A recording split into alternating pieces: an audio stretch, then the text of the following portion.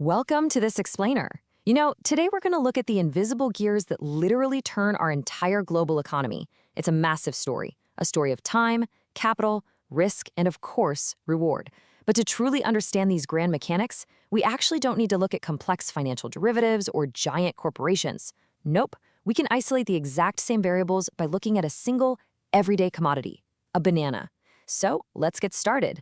But before we even get to the banana, I want to ask you a really simple question. What exactly is business?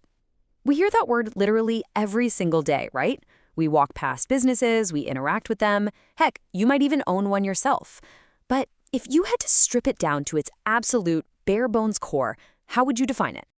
Okay, let's dive into this. In everyday, simple English, business really just means work. You put in the effort, you do your business. Simple enough. But in the world of finance, it's a bit different.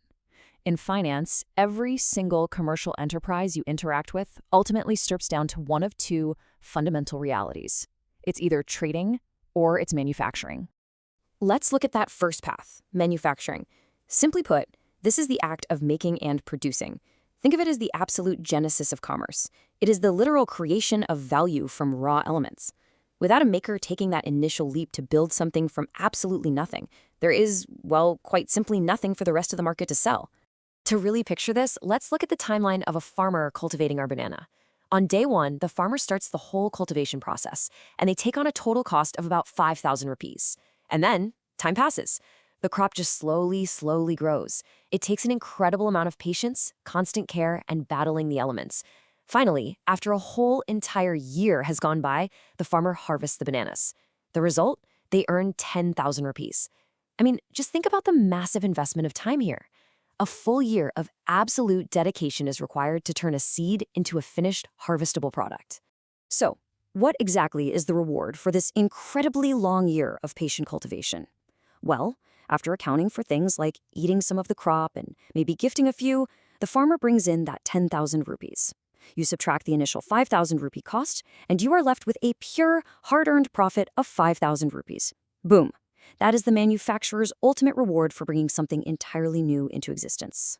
Let's move to and see how this builds. Because once that product finally exists in the real world, the economic dynamic shifts completely. We transition from the slow, patient burn of the maker to the rapid, dynamic, high-velocity world of the mover. And that brings us to the second type of business. Trading. In finance, trading is simply buying and selling. Honestly, it's incredibly straightforward. Unlike manufacturing, trading doesn't involve creating the product from scratch.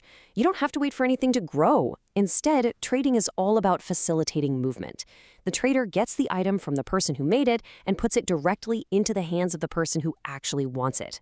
Now, what's really interesting about this is how shockingly swift this action is, especially when you compare it to the farmer's year-long journey. Just look at the vendor's model. Step 1, they buy 100 bananas directly from our farmer for a total cost of 10,000 rupees. Step 2, they immediately turn around and sell that exact same batch to consumers for 20,000. There's no waiting around for the seasons to change, it's just an immediate, highly calculated transaction. And the result of that quick transaction? A profit of 10,000 rupees. I mean, wow. The vendor essentially flipped the crop in a single afternoon and gained double what the farmer made. It's kind of the great irony of commerce, isn't it? The farmer sweats and toils for a whole year to make 5,000 rupees, while the trader makes absolutely twice that amount in a fraction of the time, literally just by moving it from point A to point B. So the crucial point is this. Regardless of whether you're the farmer taking an entire year to grow the crop or the vendor moving that same crop in a single day, there is a fundamental law driving both of you. You are both chasing the ultimate motivator in finance. And this brilliantly illustrates our entire microeconomy in one clear view. Think of the farmer representing manufacturing. They start with a smaller cost of 5,000 rupees, put in a massive amount of time, and walk away with a 5,000 rupee profit.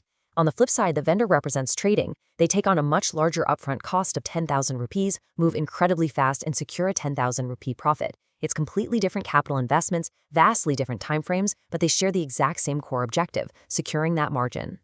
But we really can't ignore the shadow in the room, because as the source material bluntly points out, the literal opposite of profit is loss.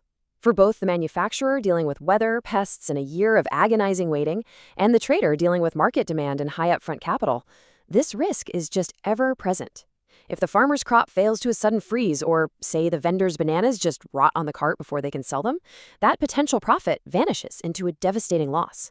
The mechanics of commerce are entirely driven by the pursuit of profit, but make no mistake, they are strictly policed by the threat of loss. Which brings us to the end of this explainer, and I want to leave you with a question to really chew on. We've seen how business, when you strip it all the way down to its financial core, fundamentally breaks into these two atomic elements: manufacturing and trading. So, when you look at your own work, your own ambitions, or even just the businesses you interact with and support every single day, what are you drawn to? Are you drawn to the patient, ground-up creation of the farmer, or the rapid, high-stakes exchange of the vendor? Basically, are you a maker or are you a mover? Thanks for joining me today. And hey, keep looking for these fascinating mechanics hidden right there in the everyday.